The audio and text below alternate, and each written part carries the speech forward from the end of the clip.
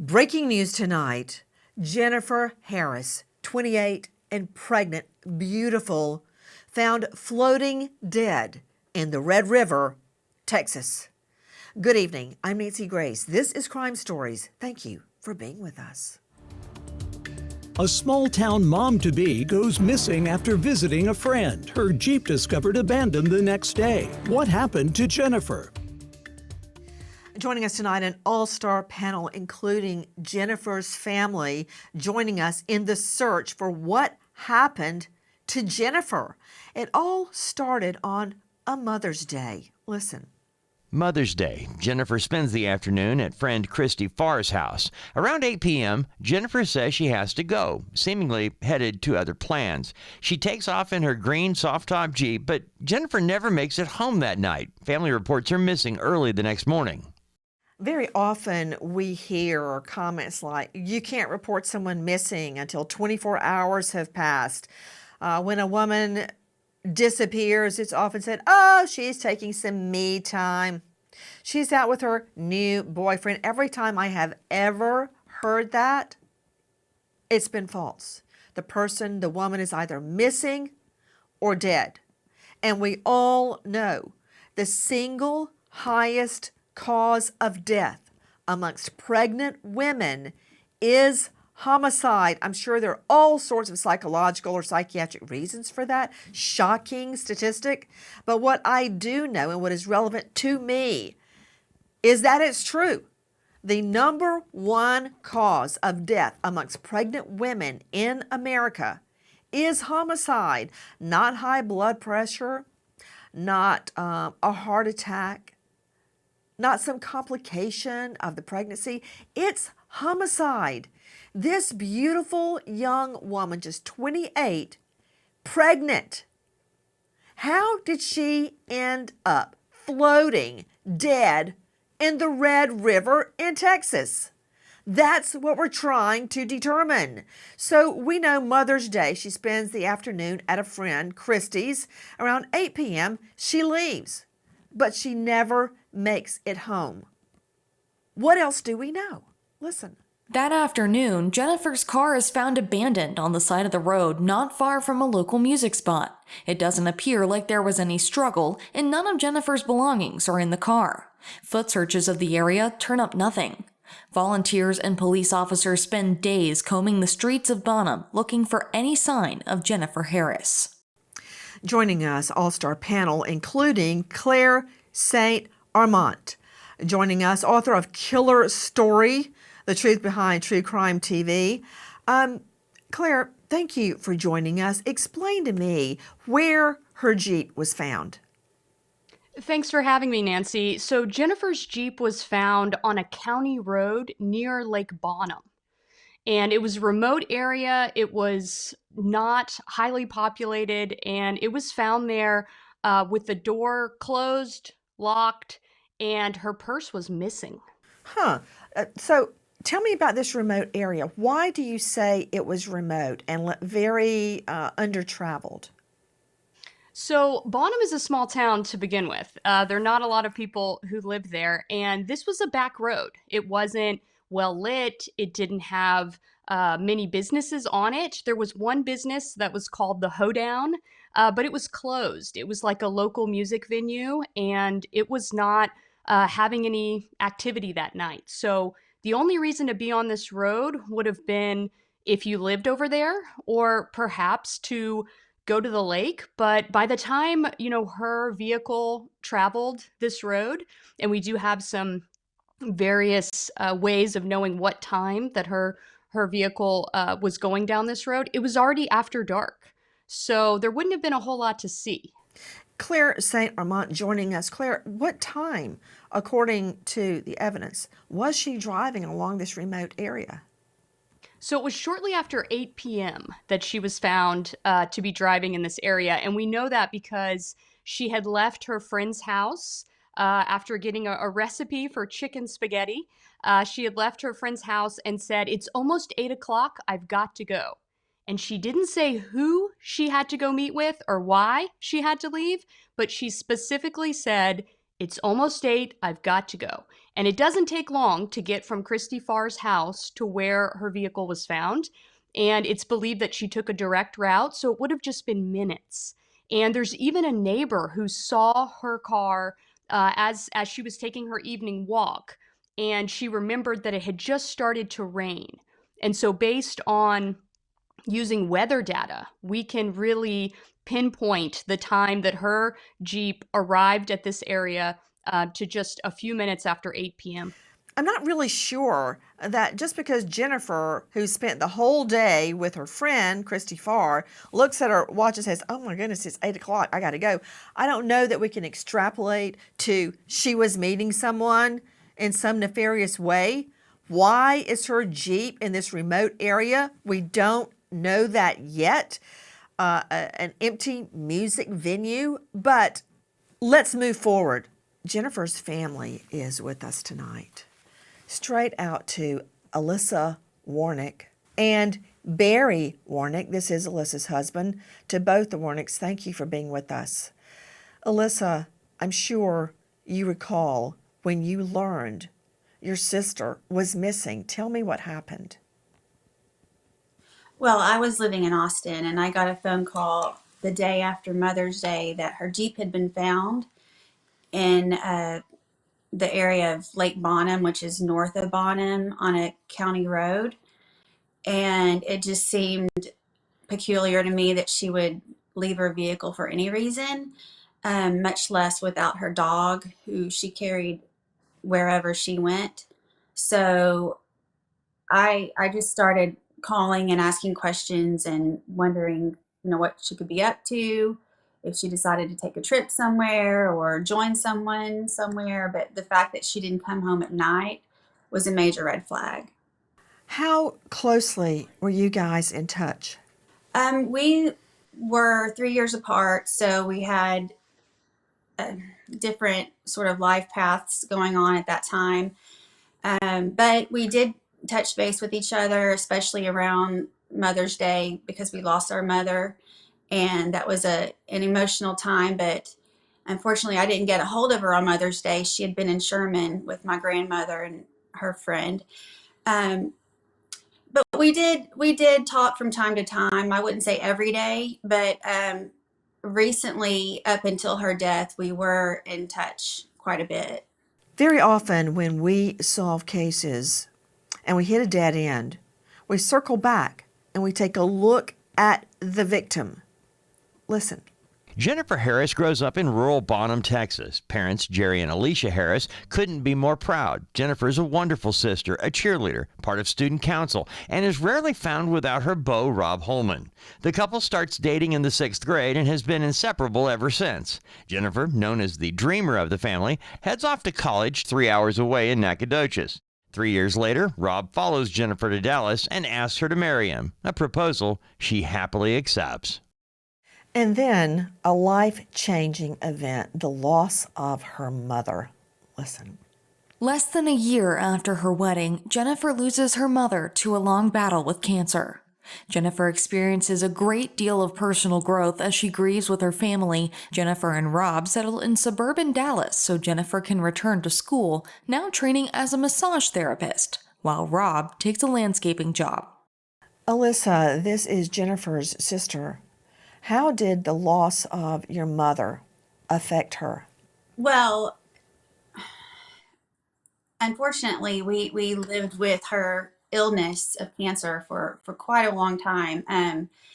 We both took turns visiting her every other weekend because I was living in Austin and she was living in Nacogdoches at SC. And so we wanted to make sure that one of us was with her each weekend. But it was unfortunate that it happened to be the week that my mom passed, that she was visiting a friend in California. So she never forgave herself for not being there when it happened. I've got a question, Alyssa. Do you in any way think Jennifer, who we believe was pregnant at the time, would have committed suicide? Absolutely not. Not a chance. She actually, in fact, was putting her pieces of her own puzzle together and trying to pick up and start a new life. She had her sights on moving to Colorado or New Mexico and starting fresh. She even considered moving to Austin to be near me. And she had a lot of hope. Barry Ornick joining us. This is Alyssa's husband, also an attorney and mediator. But thanks for being with us, Barry. What were your impressions of your sister-in-law, Jennifer? Do you agree? No way would she have committed suicide? From everything that I know and I've learned about Alyssa and her family, that would have been the furthest thing from Jennifer's mind, especially at that time. Um, I'm also a filmmaker, and we're working on investigating Jennifer's murder and documenting it and putting together a docuseries. And in so doing, we're interviewing so many different people. But just talking to Alyssa, talking to Jennifer's friends at the time, she had hope. She was getting her life together. She was planning on a move either to Austin. She was applying for jobs. She actually scheduled a trip with her father a couple weeks later to go down to the Guadalupe Mountains to go hiking.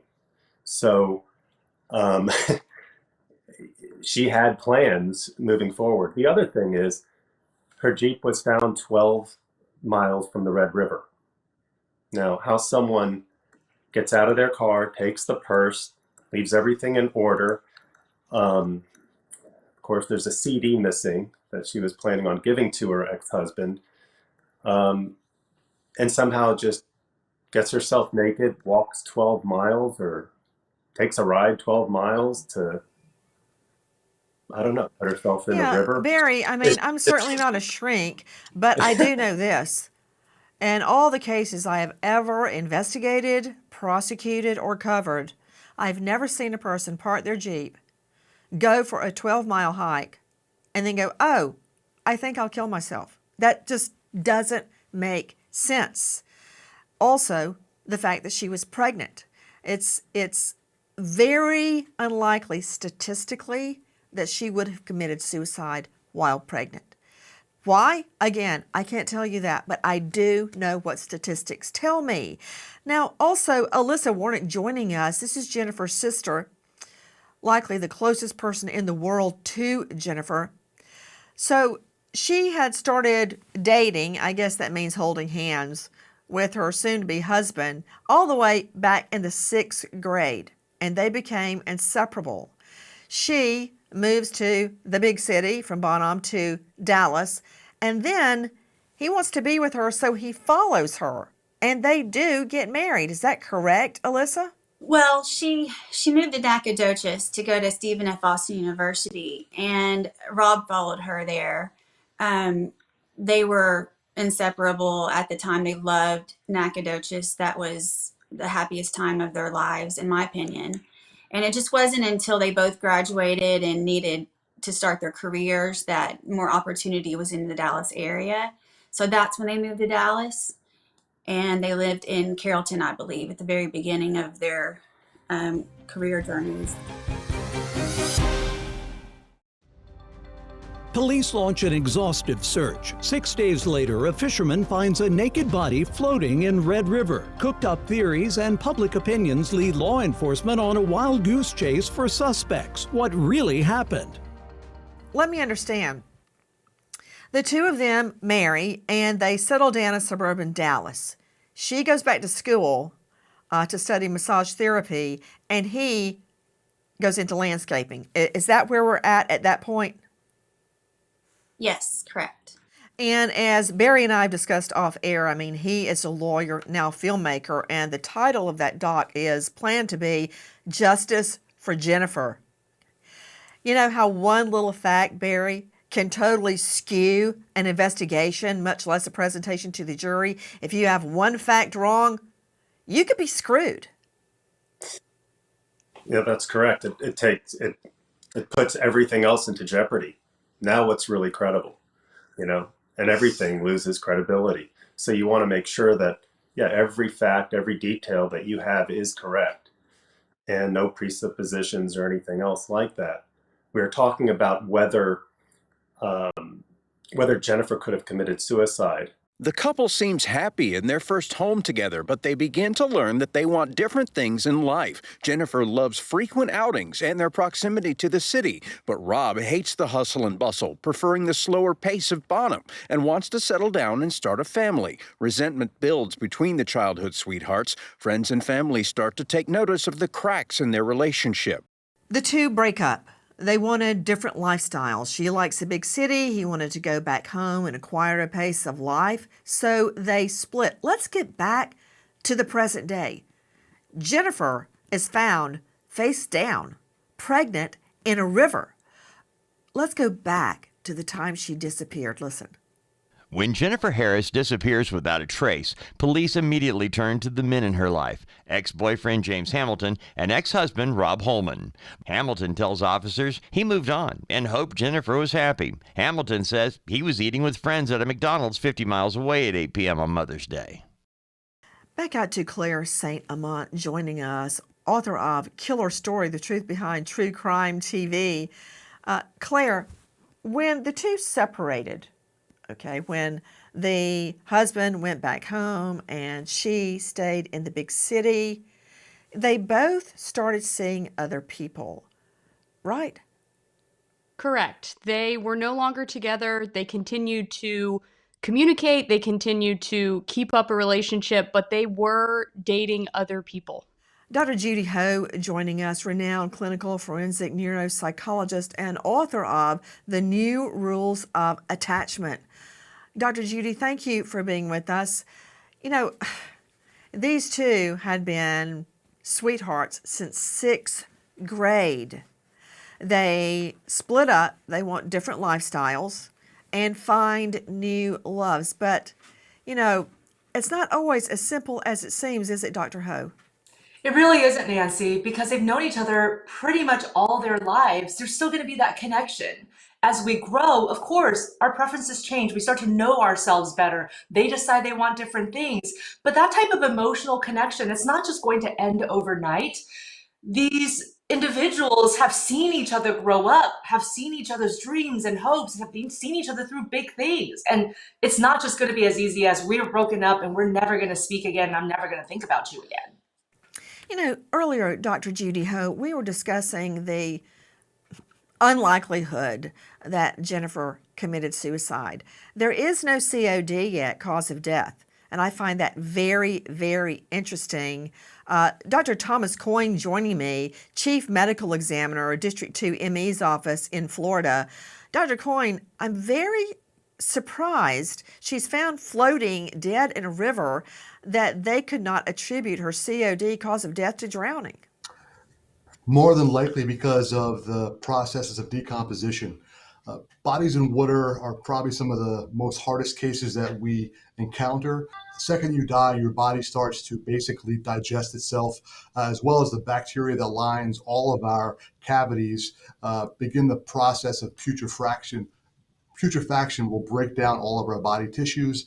It causes massive color change, literal loss of tissue. Now you add that into a water environment where you have a number of other scavenging marine life, which include crabs, turtles, fish. You have other avian species that may be involved that actually come in and actually remove tissue. So when the body is received at the medical examiner's office, it may be very difficult to determine cause of death because you're just simply missing a lot. We base our decisions upon what we see with our eyes as well as what we see under our microscope. And if the tissue isn't there, it's hard to make a diagnosis. It's hard to actually track hemorrhage in tissue if the tissue is absent. Especially for instance, if we find a body outside and it has completely skeletonized, and very often it does that in the heat of Florida or in the heat of Texas. If a person was shot and that bullet only traveled through soft tissue and all we have left is skeleton, we may not be able to tell whether or not a person has been shot. So again, decomposition, the actual scavenging of animal life, that can make it very difficult for us to determine how a person died. To Dr. Judy Ho, how likely is it statistically that a pregnant mom commits suicide? Extremely unlikely, Nancy. As you mentioned earlier, that is a huge wrench in this supposed story that she would somehow take her own life. usually that is a meaning to live life to the best of your ability for most people. And even sometimes when the pregnancy is a surprise, when the pregnancy is not necessarily planned, it's still usually, and we're saying usually because of course there's always the exception, but usually it helps the person to say, nope, I'm not living for myself anymore. And no matter what happens, I got to do better. And I have to look forward to something for the future. And when you have hope and meaningfulness like that, you do not take your own life. You know, Dr. Judy Ho, I knew you'd be able to explain it. I just know the statistics based on cases I investigate, try as a homicide, and cover that I never see pregnant women commit suicide. And very curious too, Claire St. Amant joining us in addition to Jennifer's family, her sister and her husband, who is so moved by this case, he's actually creating a documentary. Claire, again, thank you for being with us. Claire, the time period from the time she went missing, was reported missing, to the time her body was found in the Red River, how much time passed? It was 1 week. So she's found in the Red River a week after she goes missing. And so it's a long period of time. It's difficult, for her family. They're searching for her. They're looking in wooded areas. They're looking, in bodies of water, trying to figure out where she could have gone. Baby Lisa Irwin vanishes from her crib in the middle of the night. Then a key witness sees a suspicious man that night carrying a baby. This potential suspect has never been interviewed before, but Megyn Kelly tracks him down. Megyn Kelly Investigates is a 5-part series releasing every weekday beginning Monday, March 10. Available on YouTube, SiriusXM, and wherever you listen to the Megyn Kelly Show podcast. Click the link in the description of this episode for more. No suspects, lost evidence, and dead witnesses stalls the search for a killer. Who had the most to gain by Jennifer's disappearance?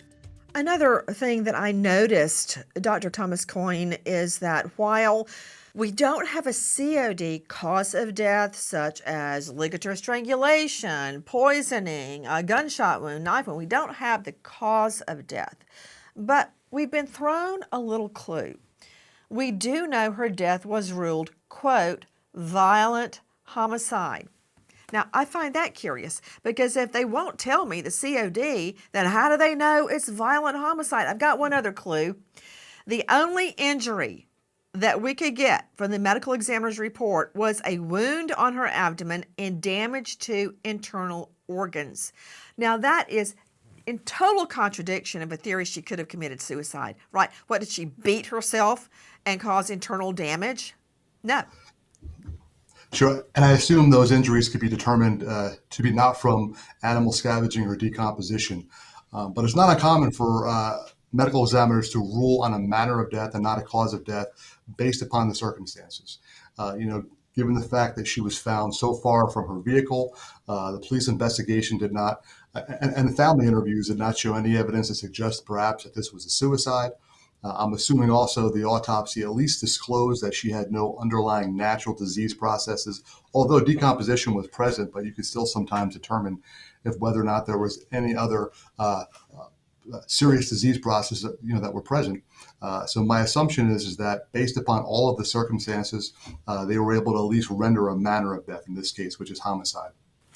I was talking to Dr. Judy Ho earlier about how things are not always as they seem. I remember my first high school boyfriend with great affection. This guy, she had known since 6th grade, okay? Listen. On a visit to Jennifer's Dallas home, Jennifer's father, Jerry Harris, notices 5 large holes in the living room wall.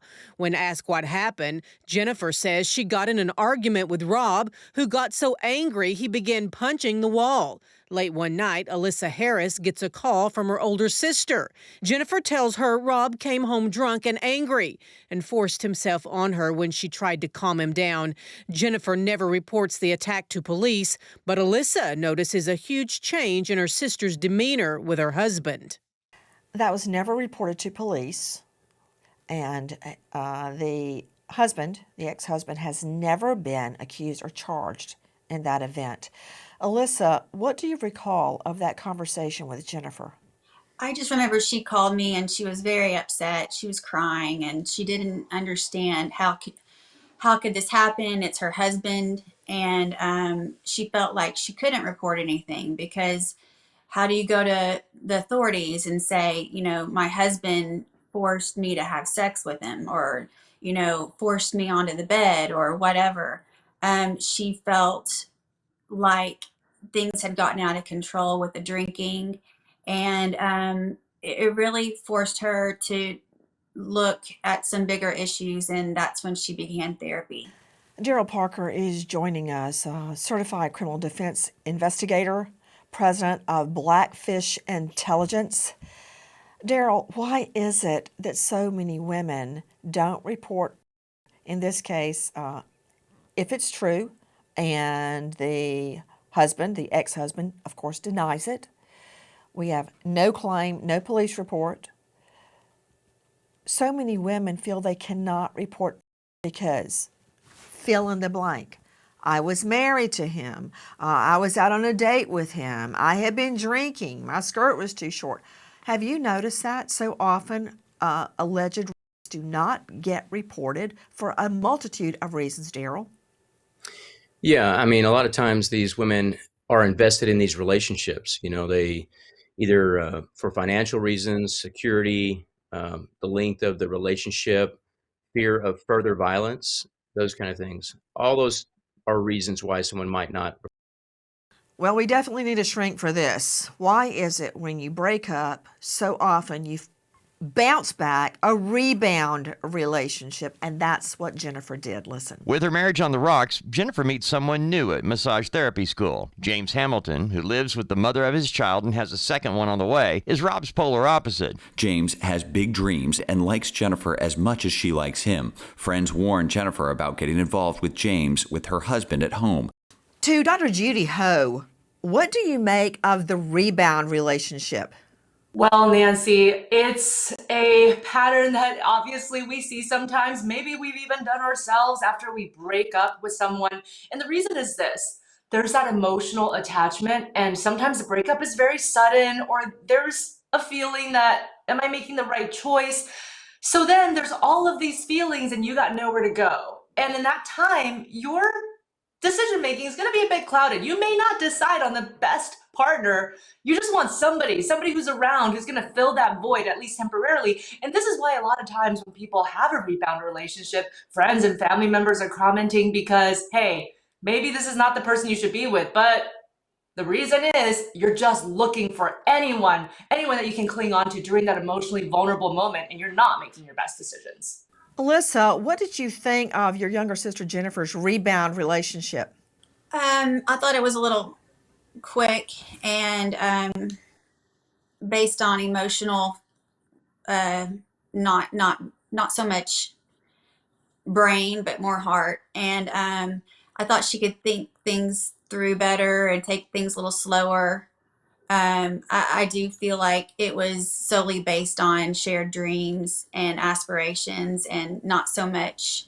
Well, not only sound. that, Alyssa, the guy has a pregnant wife at home and a baby. That's not a good choice. Well, she came to that realization. Listen. Not long after finishing school, Jennifer hands Rob divorce papers and he returns to Bonham a single man. James quickly moves in with Jennifer and the couple decides to start their own spa together. As they struggle to get their business off the ground, James begins hinting he wants to get married. But Jennifer is starting to regret leaving Rob. As the spa fails, Jennifer's relationship with James also fails. Jennifer files for bankruptcy and breaks up with James on bad terms.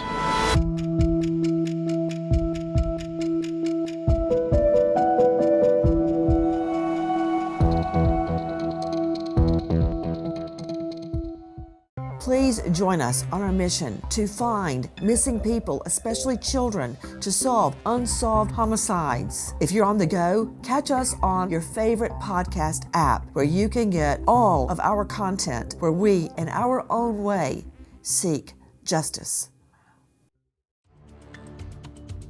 A small-town mom-to-be goes missing after visiting a friend. Her Jeep discovered abandoned the next day. What happened to Jennifer?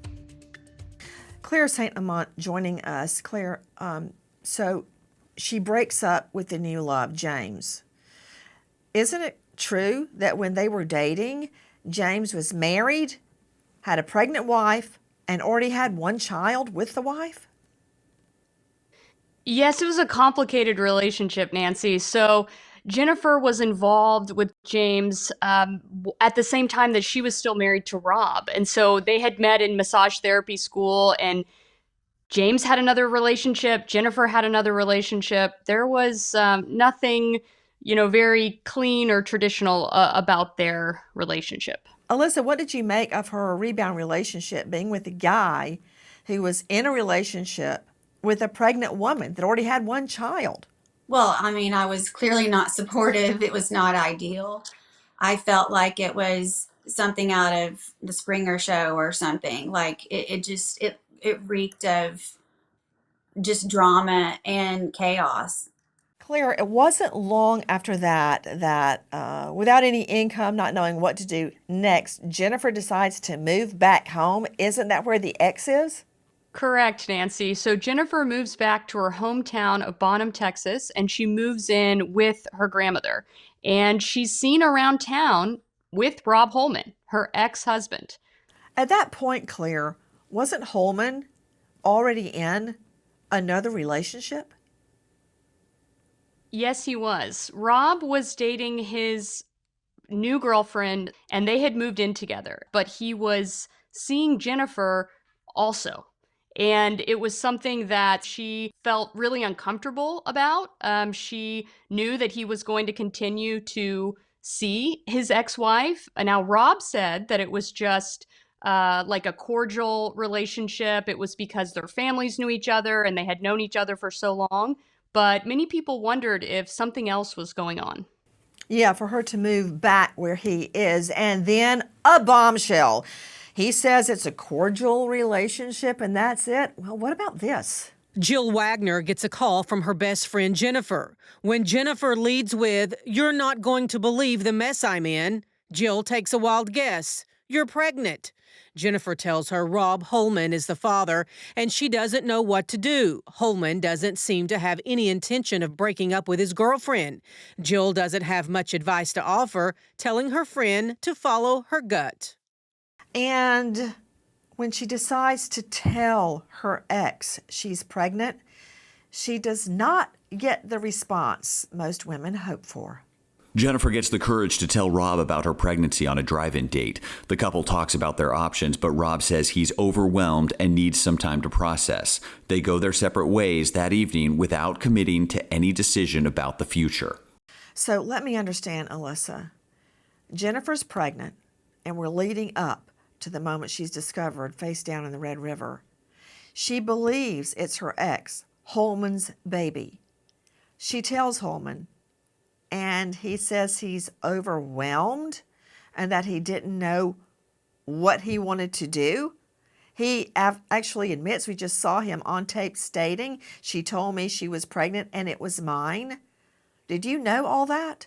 I didn't know she was pregnant until I got to the house, my grandmother's house, when she was missing. And I started kind of pilfering through items in the bathroom, trying to find out any indication of what her mindset was. And I did find pregnancy tests. And that coupled with the fact that I found out that she was seeing Rob on the side, it just indicated to me that she was pregnant with his child, yes. The pregnancy test you found, had it been used? Did it say positive? It had not been used. It was a packet of like 2 and 1 was missing.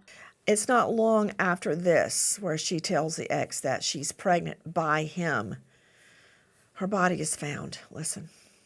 6 days into the search for Jennifer, a fisherman in the Red River calls 911. He sees a woman's naked body floating face down in the water. She has reddish-brown hair. It's Jennifer. Her body is so badly decomposed, a medical examiner cannot determine her cause of death, only classifying it as a violent homicide. There is damage to some of her internal organs, and shockingly, Jennifer's uterus is missing. Forensic experts cannot explain why, but believe it was destroyed by fish and turtles.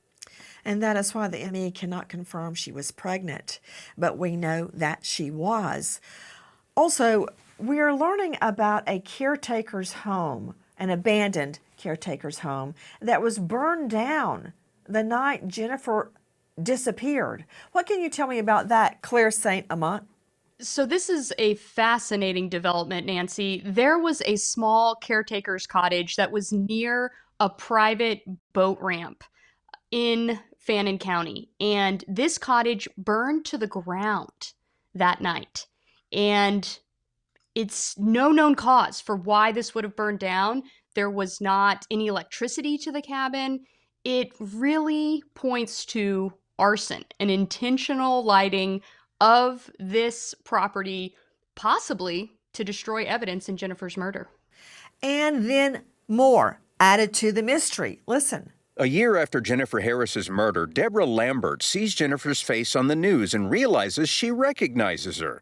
Lambert immediately calls police. She says she was driving on the Red River Bridge and saw a red-headed woman with 3 men. 2 of the men had the woman by the elbows while she struggled to get away. Lambert says she was too scared to get involved at the time, but she now believes that was Jennifer Harris. I made eye contact with her, and she was scared, terrified look on her face. My mom seen her too, and she said that girl's fixing to get raped and killed.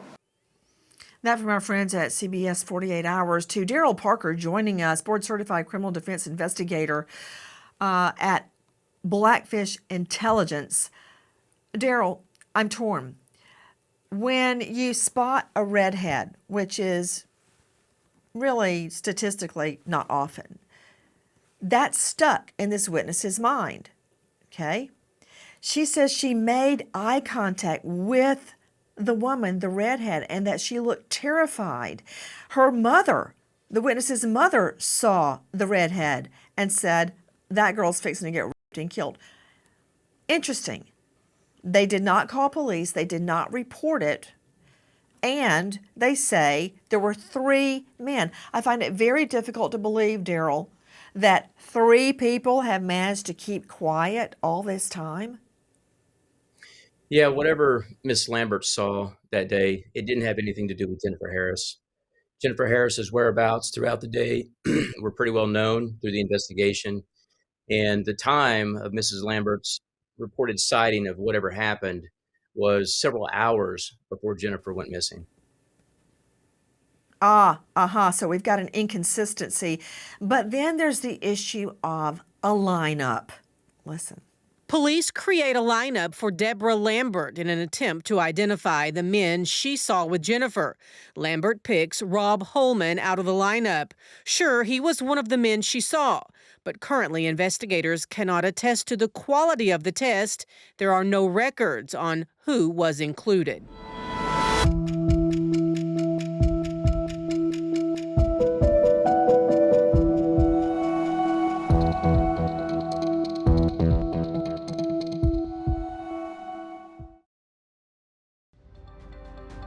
Family members still looking for the murderer who left Jennifer's body naked and floating in a river. And what happened to Jennifer's baby? 6 days into the search for Jennifer, a fisherman in the Red River calls 911. He sees a woman's naked body floating face down in the water. She has reddish-brown hair. It's Jennifer. Her body is so badly decomposed, a medical examiner cannot determine her cause of death, only classifying it as a violent homicide. There is damage to some of her internal organs, and shockingly, Jennifer's uterus is missing. Forensic experts cannot explain why, but believe it was destroyed by fish and turtles. Claire, tell me about the ill-fated lineup. So, Nancy, people wonder if this lineup was done properly, if there was a way that possibly it was tainted, that it could have been that the position that, Rob's photo was in, that it led the eyewitness to use it. But, ultimately he was identified as who they believed to be the person on the Red River Bridge. And there's more. Listen. Mother's Day, 8 years after Jennifer Harris's murder, Fannin County Lieutenant Sheriff Daryl Parker takes a stack of Harris family photos to Rob Holman's home. Holman is struck by a photo of Jennifer swimming in muddy water and seems to get emotional. Parker gives Holman his card and just a few hours later gets a call. Holman wants to talk. Caught off guard, Parker schedules an interview for the next day, but by then, Holman's lost his nerve and lawyered up. Did you have anything to do with the death of Jennifer Harris? No. Jennifer's pregnancy. Did you believe she was pregnant? No. I didn't think she was. Did you think that she believed she was pregnant? No. That from our friends at CBS 48 Hours. Claire, explain to me what we are hearing. So the ex, who is not named a suspect at this juncture. So the ex wants to confess. They say come in the next day, and by then he's lawyered up and won't give a statement?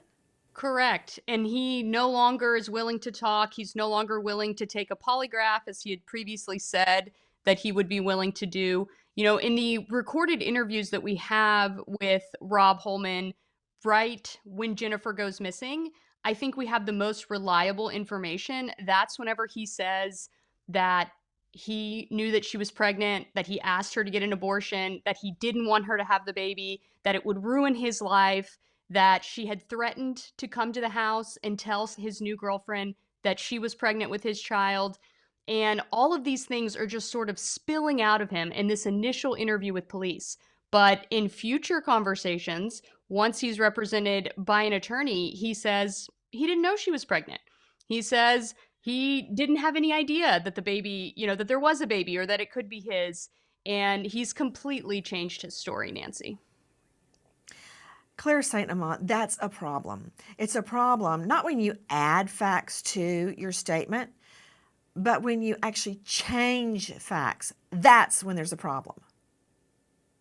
You would think it would raise more suspicions, but in, Rob Holman's case, he was never arrested, never charged, never had to face any more scrutiny for the fact that he changed his story, that he now says that he didn't believe that she was pregnant. This should be a huge investigative turn, I would think, but he was never arrested, never charged. Again, he is not named a suspect. He has not been charged. Just because he gave conflicting statements does not mean he's going to be charged with murder. As of right now, we don't even have a COD, cause of death. There is a $50,000 reward for evidence, information regarding what happened to Jennifer. If you know or think you know anything about what happened to Jennifer, please dial 1-903-583-2143. We stop now and remember an American hero, Lauren Michael Courts, Detroit PD, shot and killed in the line of duty, survived by grieving mother Lillian and father, a retired Detroit police officer, wife Kirsten, now a widow, and son Darian, daughter Devin. American hero, police officer Lauren Michael Courts. Thank you to all of our guests being with us today as we seek justice. Good night, friend.